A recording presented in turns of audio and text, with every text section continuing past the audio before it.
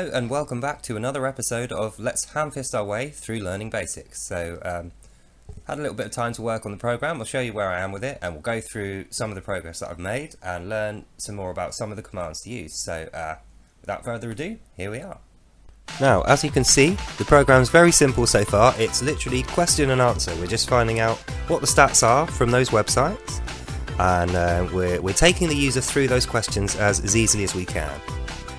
Now, there's not much to it at this stage apart from input, print and clear screen, but that's all you need for the answer and the question session, really. It might actually be worth, at this stage, talking a little bit about the actual statistics and why we're going to use those particular statistics, right? What I do is I use form over the last 12 games, because 12 games is generally enough to have a few from each competition that's active, so you get a good representation of the whole squad's form without, if you were to lose one person, it's obviously a blow, but it's not going to drastically affect the rest of the stats apart from perhaps that person's area. So you use things like average home goals. That's the amount of goals your players have scored at home over those 12 games. And then someone like OptaStats, I think they have an XG, expected goals. That's how they work it out. They have modifiers at the end, but the basics of that stat is how many goals have they scored over the last 12 games. So add those all together. And then you divide by 12 and you get like 1.4 or something like that. So they convert theirs to a percentage. I just keep mine as a decimal because I find decimals much easier. Oddly enough, when I'm gambling, I use fractional odds because I'm in England and that's what we do here. But I mean, decimals are easier to work with. So anyway, we'll go back and we'll continue on the program. So this is the result. When you run the program, you're going to see this screen. And you get your prompt any key to continue. So I'm saying look at these websites for the stats, be careful about injuries and suspensions, giving them a little heads up there. Now, as I'm just testing the program, there's no real match for me to predict, so it doesn't matter what I type in here, but I want them to be kind of realistic. I want to get a sense of the kind of thing that this program's going to spit back out at me if I want it to be useful. So I'm already thinking about user experience. So 12 games, 1 goal a game, 12 is the average, so I'm going to put 16, 14, and I'm just going to make up the rest. Doesn't really matter, I haven't done the calculation portion yet, so none of this is actually going to get used. I'm just building the beginnings of the program to show you how it goes. So as you can see, this is not taking long, and it's fairly competent, it's alright, isn't it? It's good. And I've put a few other questions. These are the modifiers. Of all the goal scorers mentioned, how many are actually going to get picked? And if it's a cup match or a derby or something like that, out of 10, how emotive is it? As that's going to affect the match. I suppose I'd have to do another video on the modifiers themselves. There's going to be loads of those. And there's going to be loads of videos I can do to do with the actual stats and to do with the football. But we'll stick to the programming on this one. So yeah, here's the ending of the program, and you'll see it will go south. I think there's a few mistakes in there, so we'll live test those. How many goals scored? 8. Away goals scored 9. It doesn't really matter. 3. Who cares? I'm going to start getting bored and putting ridiculous things in. 9 away goals conceded. That's not ridiculous. 3 penalties. Sack the board. Oh, that's ridiculous. Red cards. Individual goal scorers.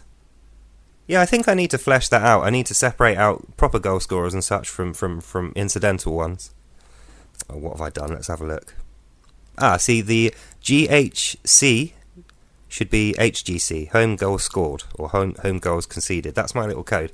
Abbreviations, and they're fairly simple to work out. It's quite intuitive, so if I got someone else to develop this code for me, they would not find it too difficult to integrate their code into mine. And it's basic, so it's fairly easy to learn, so that's the whole point, really. It is that simple. And we're going to get through our program unscathed, no mistakes. I shall cross my fingers. Yeah, I think it's all going to go well. 76 penalties. Why not? 700, 600, there, lots. 99 red cards. This is why testing takes so long. You can't rush these things. I've gone and buggered up the variable. The variable is the bit IG, so I can't remember what it is now. Instant goal scorer, incidental goal scorer, or something like that. There we go, put an S on the end. Yeah, if you don't marry up your variables, it gets confused. It can't naturally find them. But that's human error. That's what you call that. Silly me, I wasn't paying attention and I typed a mistake.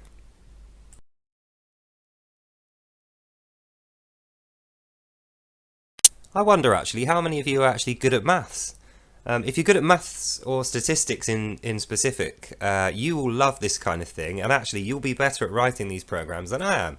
Because I'm an enthusiast, I quite like the idea of maths and physics and statistics and building language models and things like this. You know, I'm no good, but I like it. I'm interested. But if you're already good at these kind of things, you've got a transferable skill set you can bring to this.